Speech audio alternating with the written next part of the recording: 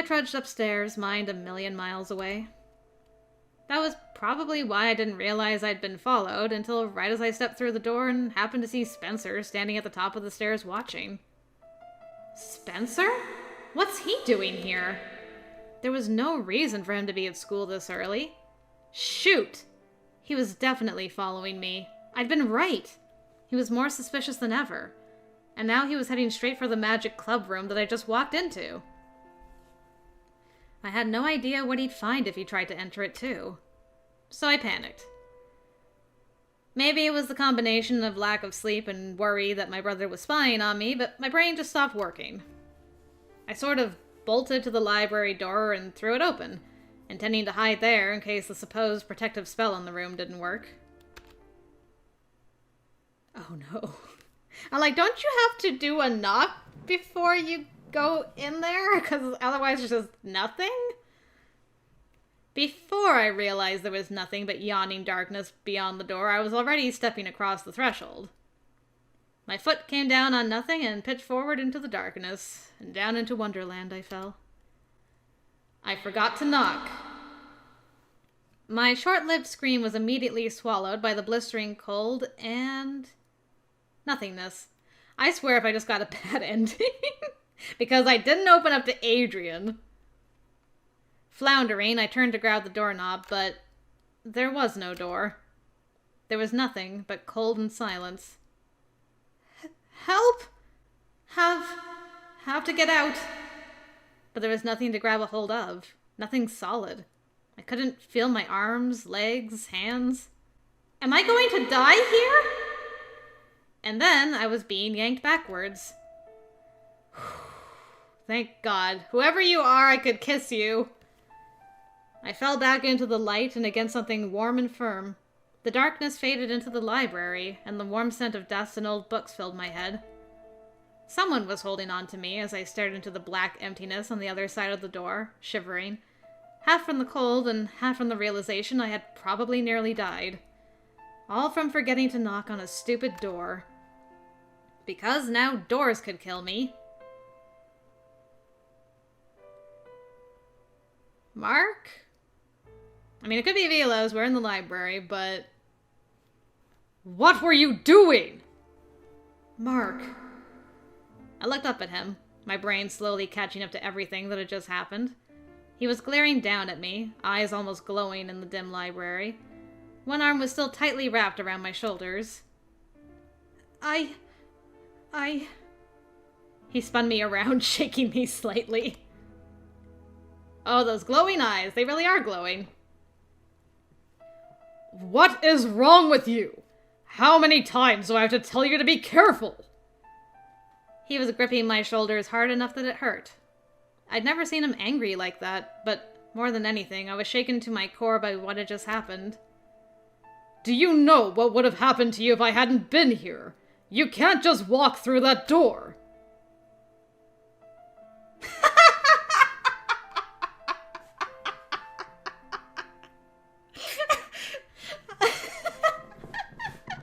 That middle option. I think actually that probably is the best thing to do.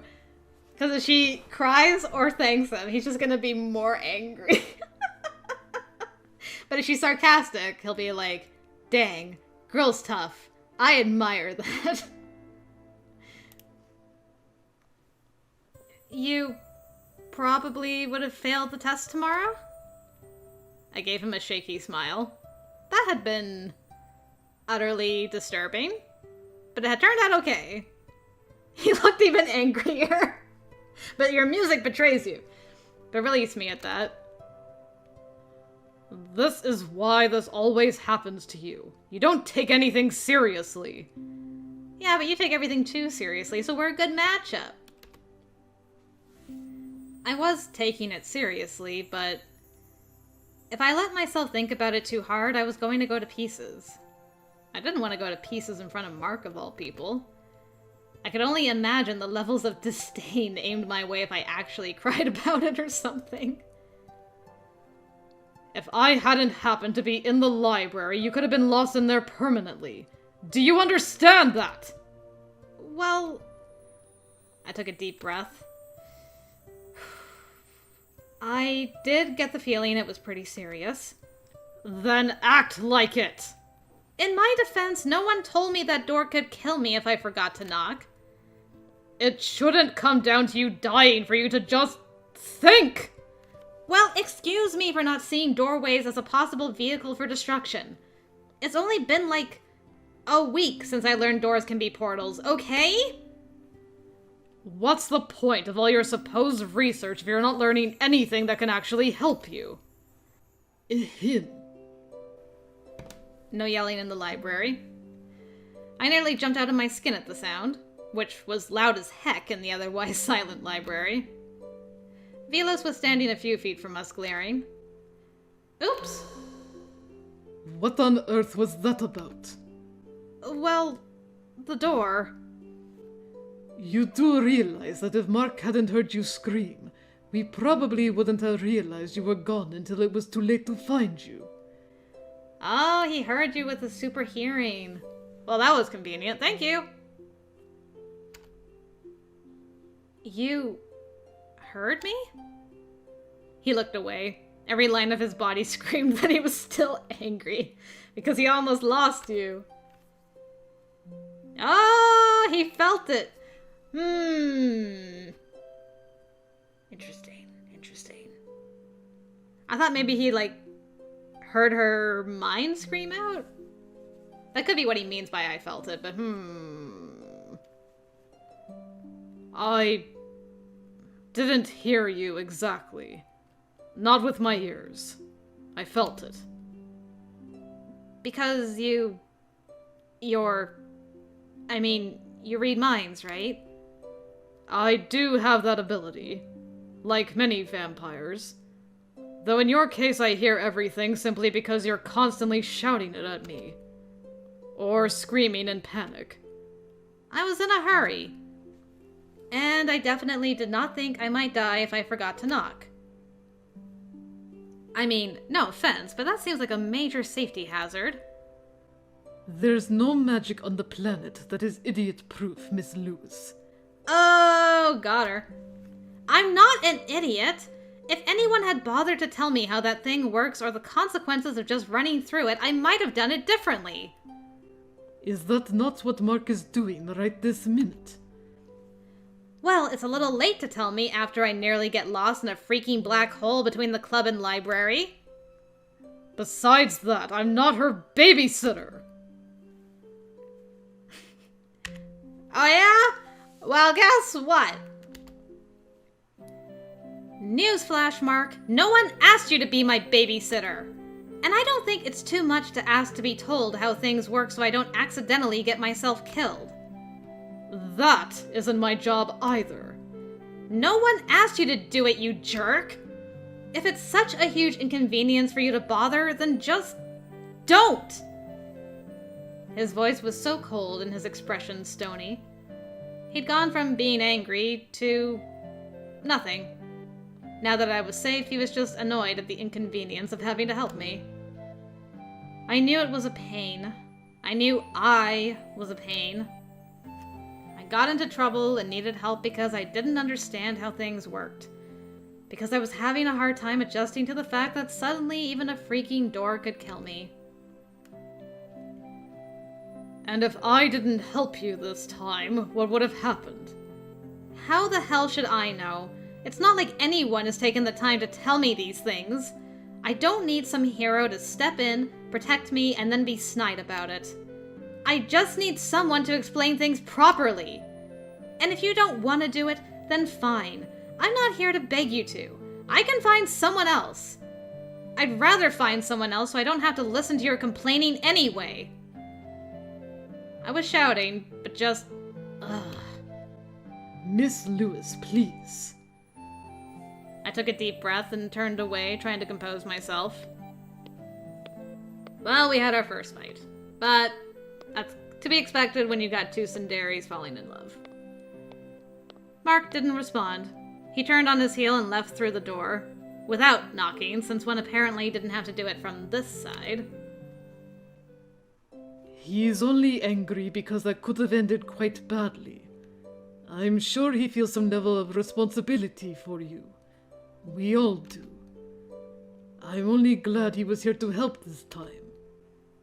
I guess he's a bit sick of helping every time. If this wasn't the first time, then he's right.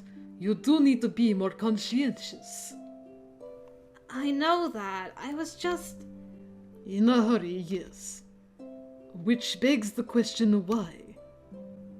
Oh, that's just... nothing in particular. He lifted an eyebrow and tipped his head down to look at me over the top of his glasses. And how about the truth? My brother stalked me to the club room, and I sort of panicked. I was worried he'd see... me. The club. Everything. Your brother is not a cryptic. Well, I don't know for sure, actually. Ah, yes. I recall that Miss Fisher had mentioned she wanted to wait until after the holiday to check on that. Even so, you are aware there's a spell on the room that keeps it from being discovered, yes? I was aware. I just panicked. I wasn't sure what would actually happen if he followed me. Philos frowned and tipped his head to the side. You said he stalked you to the club room. This wasn't a conversation I'd been planning to have this morning. I think he's suspicious of me not being normal. It's kind of a long story, but I guess the short version is that for the last 5 years he's been convinced I'm evil. Evil?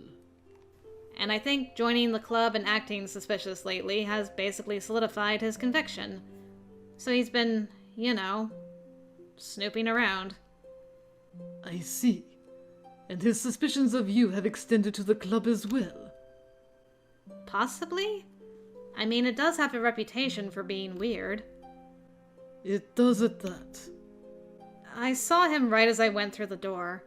I thought I'd hide in the library or something, so I just ran in the door without thinking. Then Mark... I rubbed my face. I know it was dumb. I just wasn't thinking. Perhaps I should hang a sign. Might be useful for new members. You would be the first to need it. Ouch! Thanks. If you please. He motioned me aside and I hesitantly moved. Philos pulled the door open and stepped into the club room. I followed meekly, peeking over his shoulder. The room was empty. No Spencer, no Mark. What exactly would happen if you walked into the club while I was in it? The door to the club is essentially a portal, like the one to the library. If it detects a non-cryptic, it sends him to the real classroom that exists in the same space as the room you see. And it adjusts the memory as necessary so the person detects nothing out of the ordinary. If it detects a cryptic, it sends them to this room. So it would have sent him to the normal class, then altered his memory so he thought he saw me in it? Or altered his memory so he didn't recall having seen you go in first. There are variations in how it works. For instance, if a non-cryptic enters at the same time as a cryptic, the spell sends them both into the real classroom. In other situations, the spell reacts differently. If students are in the hall viewing what appears to be an empty room, and the club member inside the room tries to leave, it may send that club member to a random location elsewhere in the school, somewhere they'll be unseen. Sounds complicated. Secrecy usually is, but the spell is dynamic. It adapts to the situation and responds accordingly. In your case, you were an awakening cryptic, so when you entered with Allie, you were sent to the club room along with her. Awakening cryptic. Allie mentioned something about that once. Sometimes there are those who are just beginning to transition into this community, such as the Fae, whose Fae traits are just beginning to assert themselves. Or a human awakening to a power that isn't yet fully developed. Or perhaps someone who is slightly sensitive to the paranormal, but isn't a full-fledged cryptic. And what happens if someone like that tries to enter the club alone? It's impossible to say. No spell is perfect, and ours sometimes doesn't work properly for those who are in that gray area. What exactly does that look like? It can be unpredictable when dealing with awakening cryptics. Unpredictable? That's a pretty big hole in your little defense mechanism. I mean, you may as well just make an exhaust port that leads directly to the reactor core and call it a day. Star Wars reference, nice.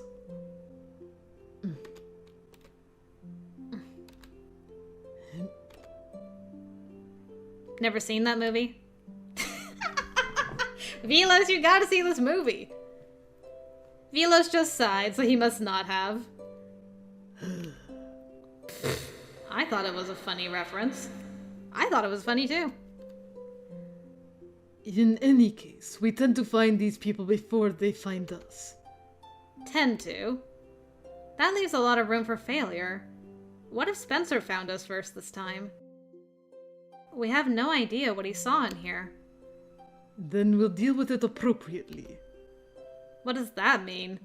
Because honestly, you sound like a mob boss, and that's not making me feel confident at the moment.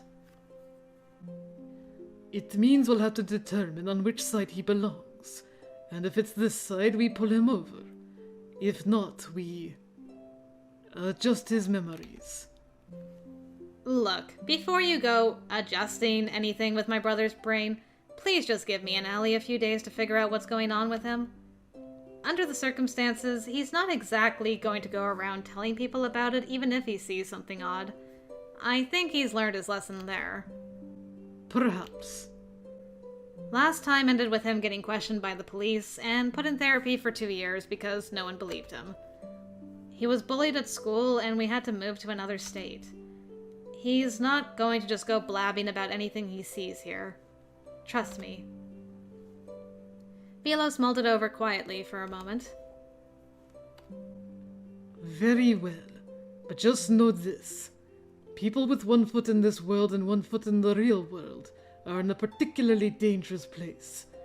It's better for him if we get this resolved quickly. Got it. Keep me apprised of the situation until the two of you see fit to talk to your brother. Right, I will. And Miss Lewis. In order to connect a portal to multiple locations, it must first be connected to an other space. That black area you entered. It's very easy to become lost in other spaces. Permanently. Don't forget to knock again. 3 times. He demonstrated carefully, then opened the door to reveal the library on the other side. I won't forget again. Good. He retreated to the library, and I let out a long, slow breath before I flopped on the sofa. I glanced at the clock and groaned. Oh, and now it was time to go down to class. Where's my book bag? I glanced at the door. Please don't tell me I dropped it in there. But no, fortunately I saw it in a heap on the floor along with my scattered books. I must have dropped it on my way in. With a sigh, I went to retrieve everything. I scooped them up hurriedly and shoved them in my bag. Wait. Something was missing. Did I forget my journal today? I dropped down to check under the sofa, but didn't see it. I checked all around, but it was definitely not there. Or is it? Did that one end up falling over the threshold? Oh man, all my notes. I didn't really remember picking it up before I left the house, but I was usually kind of on autopilot in the mornings. I didn't specifically remember getting my other books either. As I shouldered my bag and started to class, I prayed I just left it at home. This studying in the morning thing wasn't working out for me. Maybe I should pick a better time. I stepped into the hall cautiously, looking around as I did so.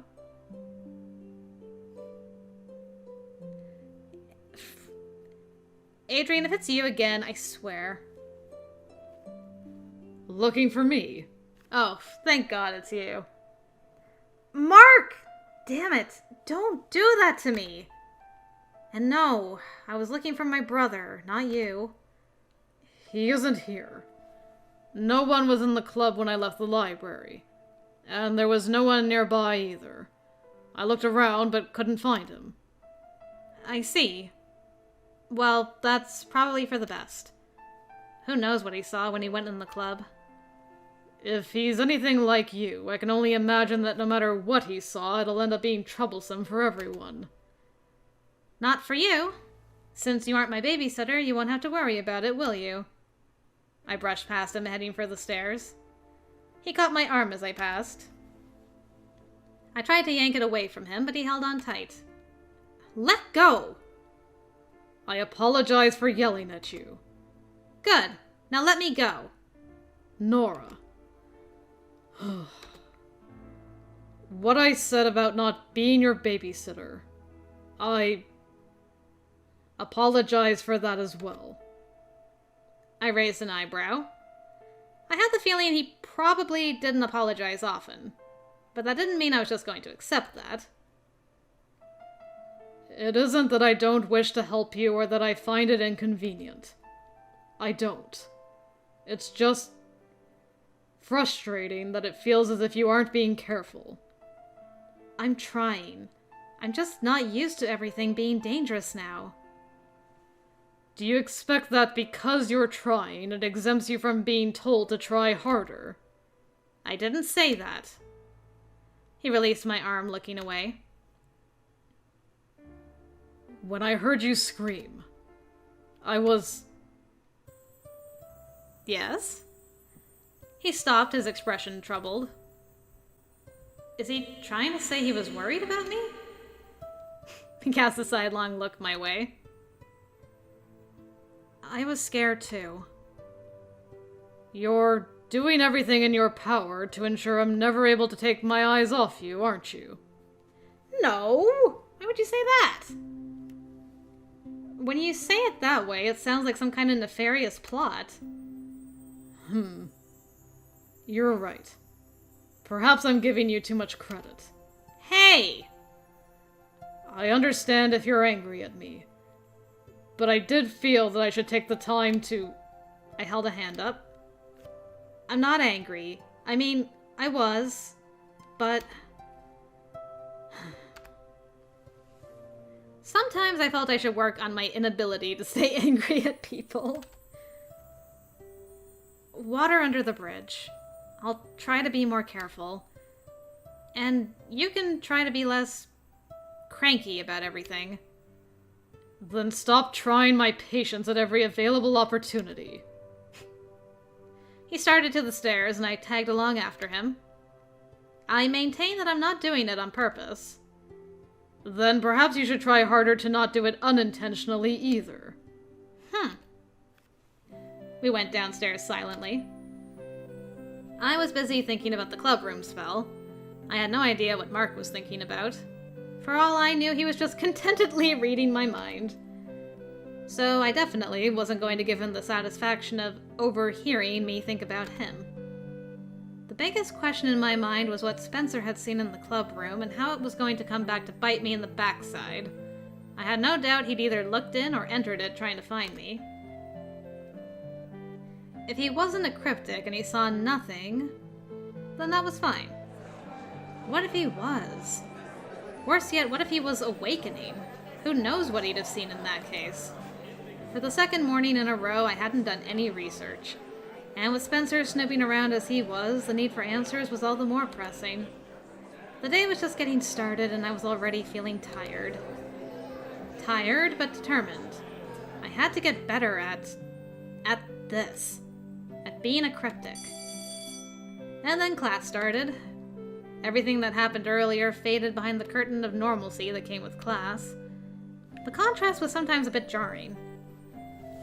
I could fall in a black hole between rooms 1 minute, and the next minute I was sitting in literature reading Shakespeare.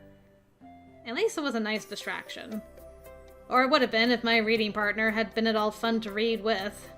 I just really hope that after this we move to a play Mark liked better. Because he really, really hated A Midsummer Night's Dream. What would you prefer, Romeo and Juliet?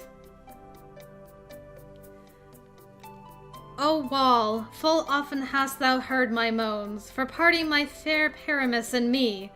My cherry lips have often kissed thy stones with lime and hair knit up in thee. Who refers to their own lips as cherry lips? Ugh, just stop complaining and read. We're almost finished. Ugh. This is a play within a play. How much more ridiculous is this thing going to get? You know it's because you have that attitude that you're doing so poorly in literature.